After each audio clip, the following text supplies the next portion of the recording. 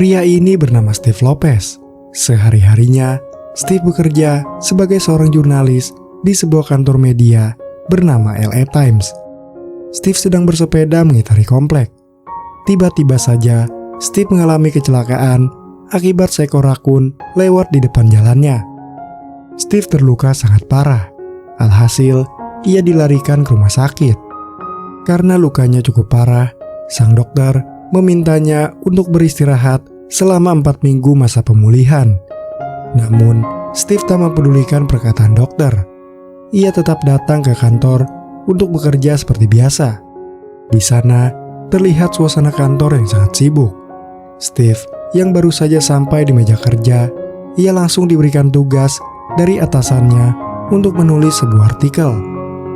Atasannya itu bernama Mary Weston. Di kantor itu, Mary menjabat sebagai seorang kepala editor. Mary juga merupakan mantan istri dari Steve Lopez. Steve pun kebingungan mencari bahan untuk menulis artikelnya. Ketika jam makan siang, Steve menyendiri di sebuah taman. Kemudian, Steve tak sengaja mendengar suara alunan musik yang sangat merdu. Ternyata, itu adalah musik biola yang dimainkan oleh seorang tunawisma. Steve mengajaknya berkenalan, dan pria itu bernama Nathaniel Ayers. Steve juga memuji keahlian bermusiknya. Namun saat berbicara, Nathaniel terlihat seperti seorang yang mengalami gangguan kejiwaan.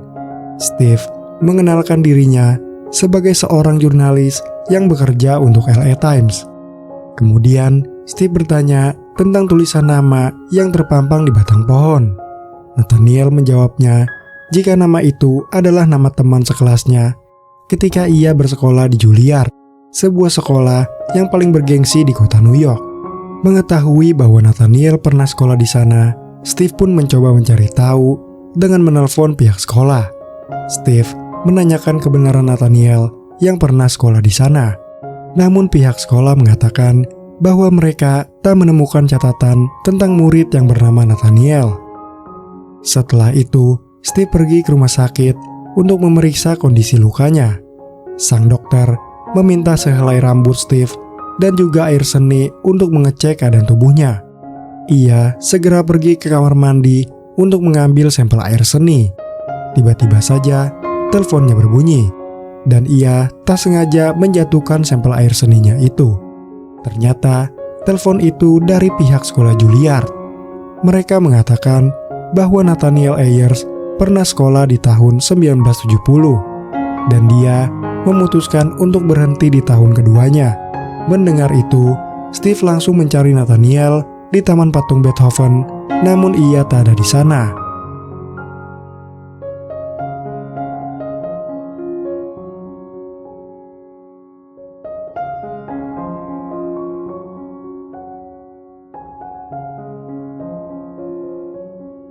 Keesokan harinya, ketika Steve melewati terowongan, ia tak sengaja melihat Nathaniel yang sedang memainkan biolanya di pinggir jalan.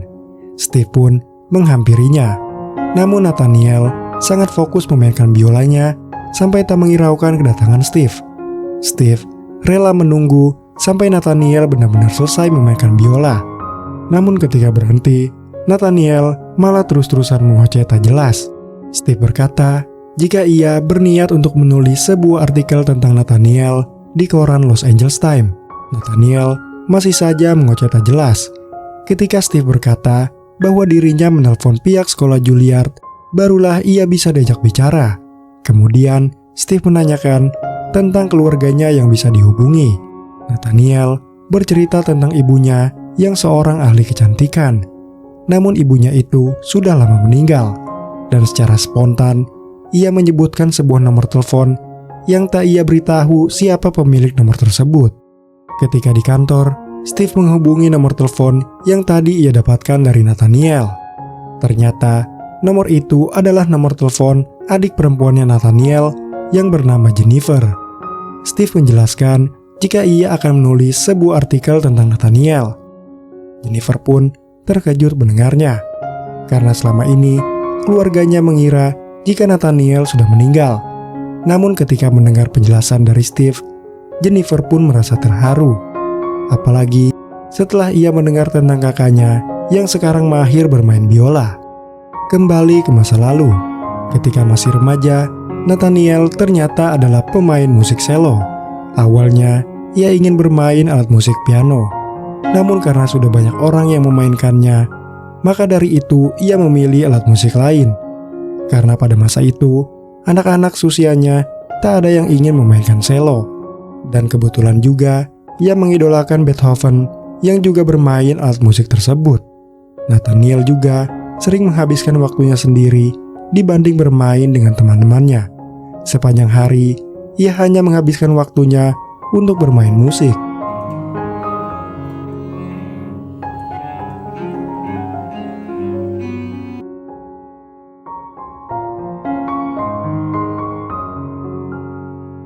Suatu hari, Steve mendapat sebuah kiriman barang dari seorang nenek yang membaca artikelnya tentang Nathaniel. Nenek itu menitipkan sebuah selo untuk diberikan kepada Nathaniel karena ia merasa tersentuh setelah membaca artikel yang berjudul Point West. Kemudian, Steve segera menuju terowongan tempat biasa Nathaniel tinggal. Tiba-tiba saja, Steve tak sengaja menabrak Nathaniel. Rupanya, Nathaniel sedang berdiri di tengah jalan sambil mengoceh tak jelas layaknya orang gila. Lalu, Steve memperlihatkan selo itu kepadanya. Steve berkata jika Nathaniel tak harus membayarnya, karena barang itu adalah pemberian dari seorang nenek yang membaca artikel tentang dirinya. Steve pun membuat kesepakatan. Jika Nathaniel ingin mengambil selo itu, maka ia harus bersedia untuk tinggal di kamp penampungan. Awalnya, ia menolak ajakan itu. Namun karena sudah rindu bermain selo, Nathaniel pun menerimanya. Kemudian, Steve menyuruh Nathaniel agar mengetes selo itu sebagai hiburan untuk melepas rindu.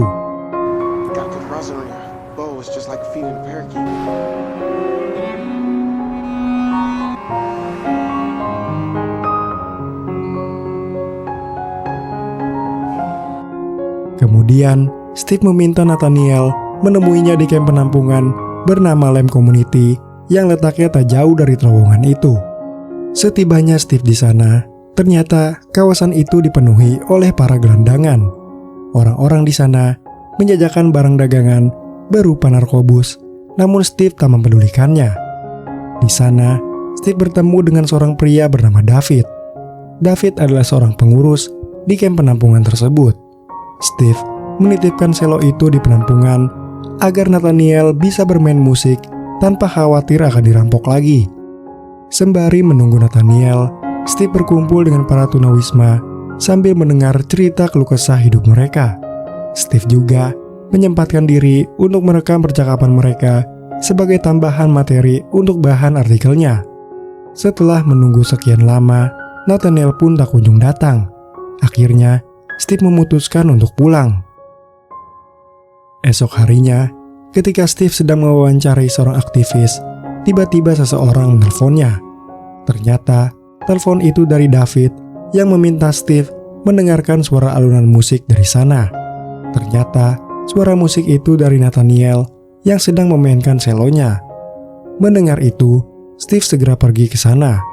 Di sana, Steve dibuat terkejut ketika melihat Nathaniel yang membuat para tunawisma menjadi terhening mendengar alunan musiknya. Sebelum menggelandang seperti sekarang, dulunya Nathaniel tinggal di sebuah apartemen, dan ia juga tergabung di dalam sebuah grup orkestra. Ketika itu, ia sedang duduk di sebuah gedung pertunjukan dengan banyak orang di sekitarnya. Namun tiba-tiba, semua orang menghilang. Ternyata, semua itu hanyalah sebuah delusinya. Sejak saat itu, Nathaniel merasakan keanehan pada dirinya. Ia mengalami kesulitan dalam membedakan hal tertentu. Nathaniel juga sering mendengar bisikan-bisikan aneh yang mengganggu pikirannya. Akibat kondisinya itu, Nathaniel menjadi takut melihat orang. Ia selalu merasa semua orang akan berbuat jahat kepadanya.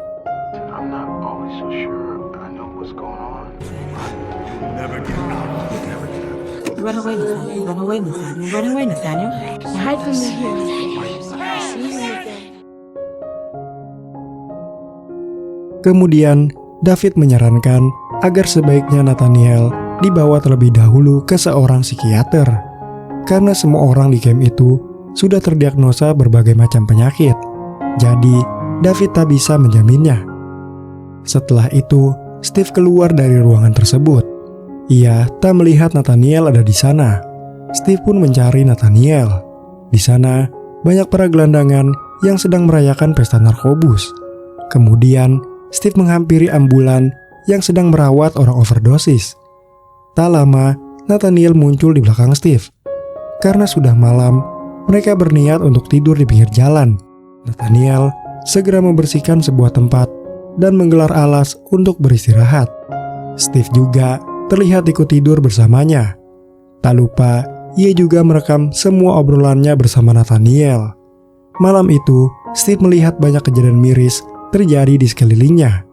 Kejadian malam itu, ia tulis ke dalam artikelnya sebagai bagian hidup dari perjalanan Nathaniel. Every night, my friend Nathaniel tucks his instruments away and lays his head among the predators and hustlers, among fallen drunks sprawled in the streets. I tell him this is no place for him. He says he wants to be here. Keesokan harinya, Steve menemui Nathaniel di Taman Beethoven. Steve berkata jika Nathaniel diundang oleh seorang musisi yang bernama Adam Grant untuk datang ke konsernya yang diadakan di Disney Hall. Di konser itu, Adam Grant akan memainkan musik dari Beethoven. Namun Nathaniel sangat tak percaya diri untuk datang ke konser itu. Akan tetapi, Steve mencoba cara lain dengan mengajak Nathaniel untuk menonton gladi resiknya saja. Mendengar itu, Nathaniel pun setuju. Nathaniel segera mandi membersihkan badan. Namun ketika mereka ingin pergi, Nathaniel tak bisa meninggalkan kereta barangnya. Ia berpikir jika ia meninggalkannya, maka orang-orang akan mencuri semua barangnya. Steve berkata jika barang-barang itu adalah sampah dan tak ada orang yang akan mencurinya. Nathaniel masih saja keras kepala. Steve pun marah kepadanya. Karena tak punya waktu lagi, Steve terpaksa membawa Nathaniel dan kereta barangnya ke tempat konser. Setibanya mereka di Disney Hall, Nathaniel dan Steve segera masuk ke aula konser. Di sana, hanya mereka berdua yang hadir menonton gladi resik. Saat musik dimainkan, Nathaniel terlihat sangat bahagia. Ia sampai terbawa suasana mendengar alunan musik yang sangat indah itu. Selepas menonton konser, Steve pergi mengajak Mary ke sebuah bar. Di sana, Steve bercerita jika hari ini ia sangat bahagia karena bisa membawa Nathaniel menonton sebuah konser. Meskipun hanya gladi resik, namun Nathaniel terlihat sangat bahagia. Esok harinya, Steve yang bekerja sebagai jurnalis, ia mendapat kesempatan untuk menemani sang wali kota melakukan penyuluhan di sebuah kawasan tunawisma. Sang wali kota mengumumkan jika dirinya akan menambah anggaran untuk lingkungan kumuh sebesar $50 juta. Perkataan sang wali kota, Steve masukkan ke dalam jurnalnya tentang Nathaniel. Suatu hari, ketika Steve sedang bekerja, Nathaniel mendatangi tempat kerja Steve. Steve berkata jika Nathaniel tak bisa berada di sana karena kebijakan di kota LA bagi para tunawisma tak bisa pergi ke sembarang tempat. Nathaniel bersedia menunggu di tempat biasa jika Steve membutuhkannya. Kemudian, Steve menelpon seorang guru les musik untuk membantu melatih Nathaniel dalam bermain selo. Steve juga meminta kepada David agar dirinya bisa membawa Nathaniel untuk berlatih di sebuah apartemen. Ketika Steve membujuknya, Nathaniel pun menolak permintaan Steve. Nathaniel tak mau pergi ke apartemen karena ia punya trauma terhadap masa lalunya. Pada saat itu, Nathaniel selalu merasa gelisah. Ia juga sering mendapat bisikan-bisikan gaib yang membuat dirinya menjadi gangguan mental seperti sekarang. Steve berkata jika ia ingin Nathaniel mempunyai tempat berlatih yang sangat tenang. Maka dari itu, Steve memilih sebuah apartemen untuk tempat latihannya. Tetapi, Nathaniel menolak mentah-mentah. Menurut Nathaniel, ia bisa berlatih di terowongan itu bersama guru les yang Steve bawa. Namun Nathaniel terus saja mengoceh tak jelas yang membuat Steve menjadi marah. Sambil mengoceh tak jelas, tiba-tiba Nathaniel berkata jika ia sudah menganggap Steve sebagai Tuhannya. Dengan nada serius, Steve memerintahkan Nathaniel untuk datang latihan selo setiap jam 2 siang.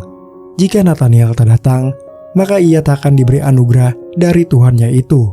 I have my God, Mr. Steve Lopez. All right, I am your God. Yeah, you're my God, flying around high. If you show up, I will grant you eternal life. Hell, I might even make you a disciple. If you don't, you're on your own. Kemudian, Steve membawa Nathaniel ke sebuah apartemen yang sudah ia sewa. Awalnya, Nathaniel terlihat sangat ketakutan. Steve meyakinkan Nathaniel agar tak usah takut kembali ke apartemen. Namun, ia masih diselimuti oleh perasaan trauma. Saat Nathaniel sedang memainkan selonya, Steve dengan cepat keluar dan segera membawa guru les yang kemarin Steve telepon. Guru les itu bernama Graham. Ia datang dengan membawa sebuah buku musik kesukaan Nathaniel. Dan akhirnya, Nathaniel pun mau berlatih. Meskipun sudah tidak latihan selama 30 tahun, namun Nathaniel masih terlihat sangat bagus memainkan selo.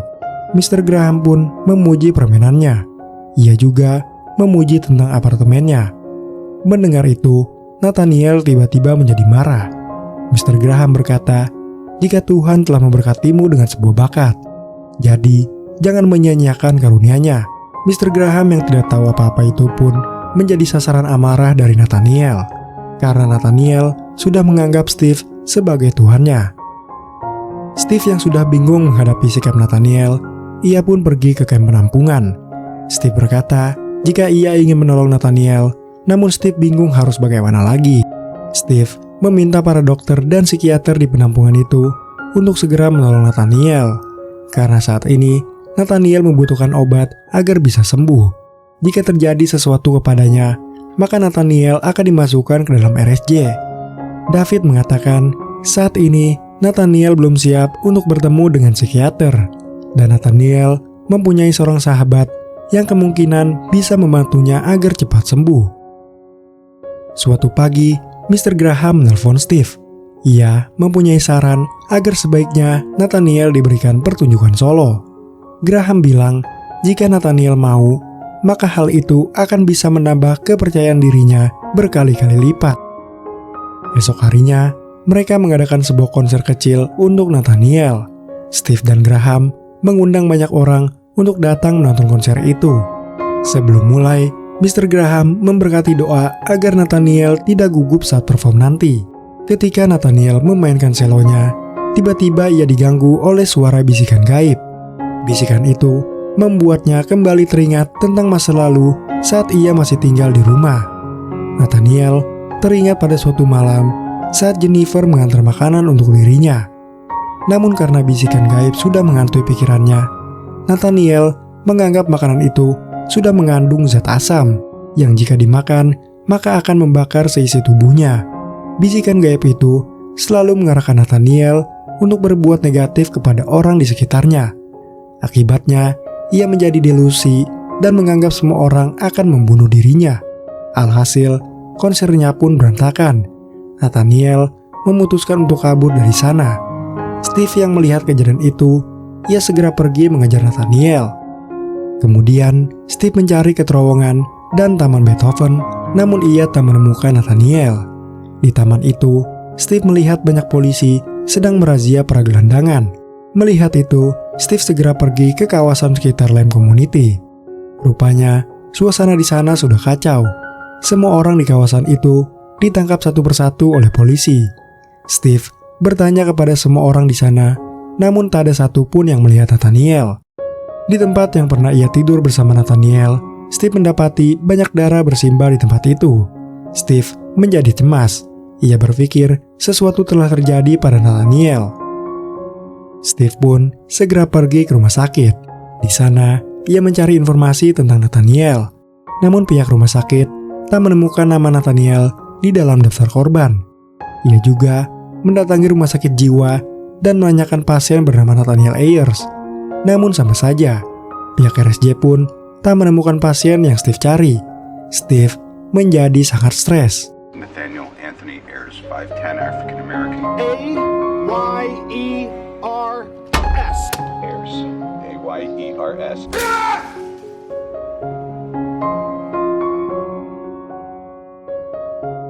Pagi harinya, saat Steve sedang tertidur, ia mendapat telepon dari David.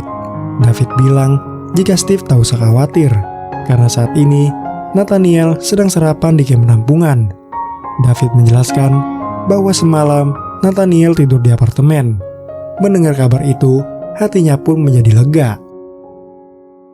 Kemudian, Steve mendatangi Nathaniel di apartemennya. Ia membawa selo yang kemarin Nathaniel tinggal. Steve memberikan Nathaniel hadiah sebuah miniatur patung Beethoven. Nathaniel terlihat sangat senang mendapati hadiah itu. Steve berkata jika semalam ia mencari Nathaniel ke semua tempat kecuali apartemen ini. Nathaniel bilang jika ia memutuskan untuk tidur di apartemen karena ia sudah tak muda lagi. Maka dari itu, Nathaniel memilih tidur nyenyak di apartemen. Lalu, Steve membawa sebuah dokumen yang harus Nathaniel tandatangani.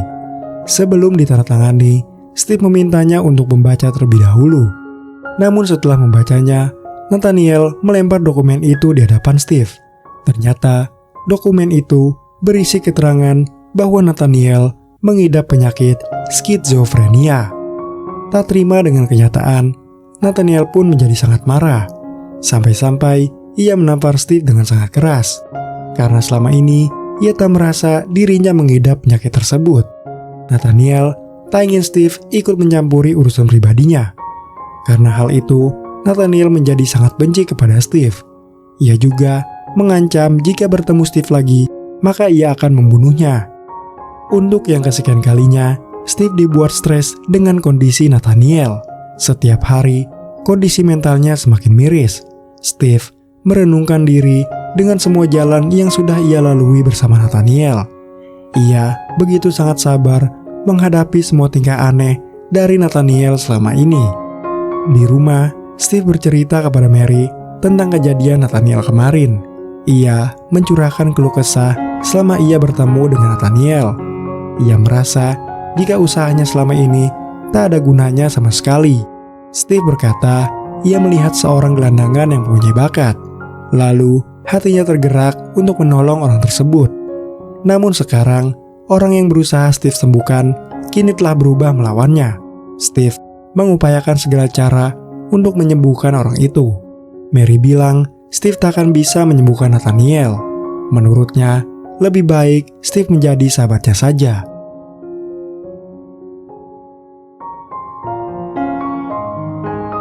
Beberapa hari kemudian, terlihat Jennifer sedang berada di pesawat. Ia berniat untuk pergi dari New York menuju Los Angeles untuk menemui kakaknya, yaitu Nathaniel. Sesampainya di Los Angeles, Steve pun menjemputnya. Kemudian, Steve mengantar Jennifer ke kawasan Lamb Community tempat Nathaniel berada. Di sana, Jennifer mendatangi kakaknya yang sedang duduk seorang diri. Karena tak kuat menahan rindu, Jennifer memegang erat lengan kakaknya itu. Kemudian, Nathaniel mendatangi Steve untuk meminta maaf atas keributan kemarin yang sudah ia perbuat. Steve pun tak mempermasalahkannya. Ia berkata, memang terkadang dalam pertemanan itu saling bertengkar satu sama lain, dan Steve merasa terhormat telah menjadi bagian dari sahabat Nathaniel. Setelah itu, mereka semua menghadiri sebuah konser musik orkestra.